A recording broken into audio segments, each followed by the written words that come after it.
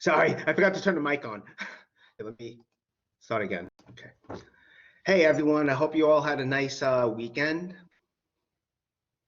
And we're in February now. I was going to say, January's done.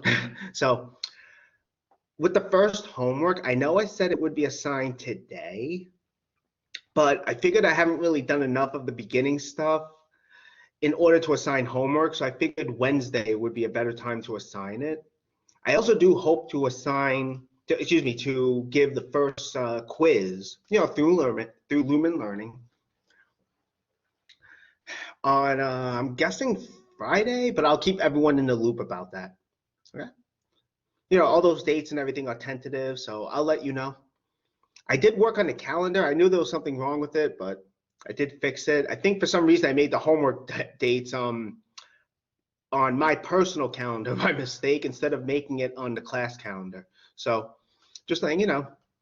Okay.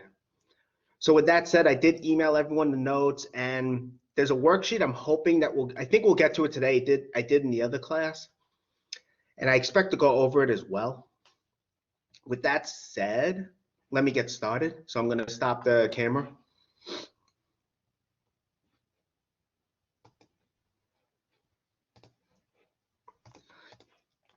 There we go. All right.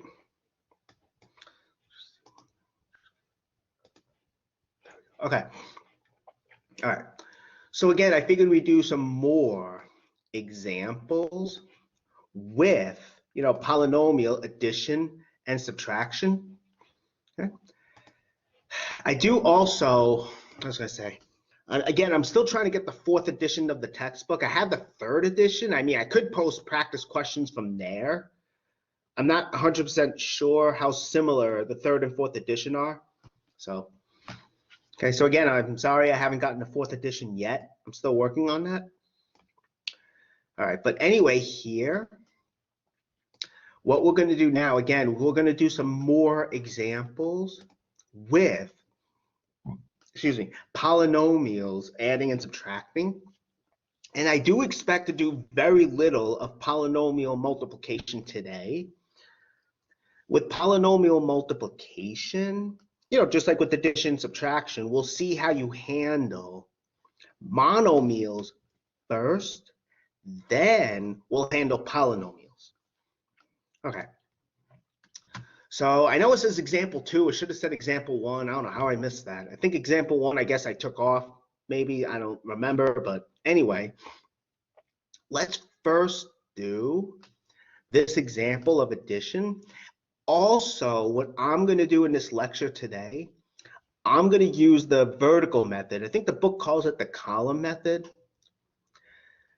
For me, I personally like it better because it's more visual and it's more organized. But again, if you want to use the other method, the horizontal or any other method actually, that's fine. It's up to you. But let's add these two together. And again, what's nice about addition is that it doesn't matter what order you add in. Addition is commutative, meaning you can add in any order you want. So I'm going to put the polynomial with more terms on top. Again, each term is going to get its own column. Each term is going to get its own column, okay?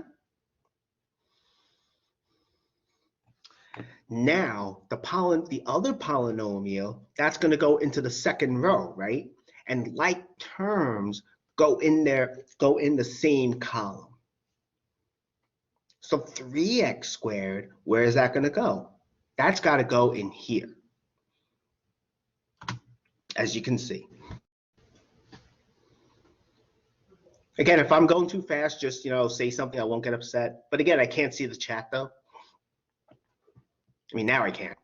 The 2x, where's that going to go? That's going to go in here. Right? Because 2x and 4x, they are like terms. Okay? They're like terms. Okay? 5, that's going to go in the same column as negative 12, right? You know, constants are like terms. For this, though, there's nothing in there, so you really could leave it blank, or you could put 0 in there. Or 0x cubed. I think putting 0x cubed might be easier for people, and that's fine. I think it's precise to just write 0 instead of 0x cubed, but if you write 0x cubed or whatever, that's fine. You know, I'm not going to get that picky. All right. So now we have our columns. Now we add. So that's what we're doing now. We're adding. So x cubed, right, plus 0x cubed. Well, that's just x cubed, adding 0. X squared plus 3x squared, that becomes 4x squared. Remember, to add monomials, you combine the coefficients. Combine the coefficients. For this one, we get 4x plus 2x, 4 and 2, we get 6x. We get 6x, excuse me. Minus 12 and 5, we combine those, and what happens? We're going to get minus 7. That's what we end up getting. Okay, so what's our polynomial then? Our answer, that is, well, it's going to be this. Notice it's in standard form, which is really nice. And how do I know it's in standard form? The exponents of x, they're decreasing as you read it from left to right. There's also no zeros in here at all.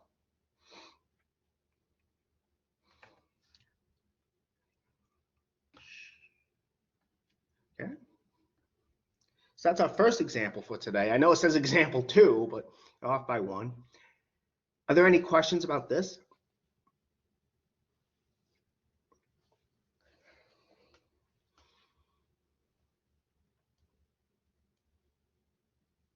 Okay. So this one I want oh no, not this one, excuse me. The next one.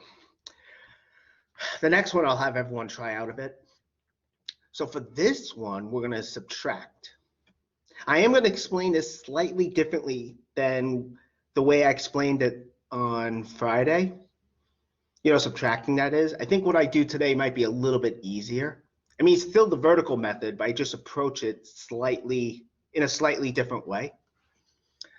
So with subtracting, remember, you don't get a choice about which polynomial is on top, in the top row, so to say. Because subtracting, you can't subtract in any order you want. You know, subtraction, that is not commutative. So this is the one on top. So each term, again, is going to get its own column, as we're doing. All right, so that's what's happening here. Now, what about the next polynomial? Well, right away, you can see something weird happens, right? X cubed is the first term, but that can't go in either of these columns, right? Only like terms can be in the same column. So what do? We make another column. Again, let me say it again. So x cubed, you cannot put that in any of these columns, right? Only like terms can be in the same column. So we have no choice but to make another column. I think last time what I did was I made another column, but I would make it in between. But if you're writing this out by hand, that could be kind of a pain. So I just put the new column over here. Okay. So that's what happens here. So that takes care of the x cubed. What about the minus 8x squared?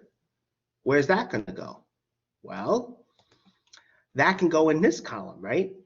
Minus 8x squared and 2x squared, right? They're like terms, so they go in the same column, as you can see.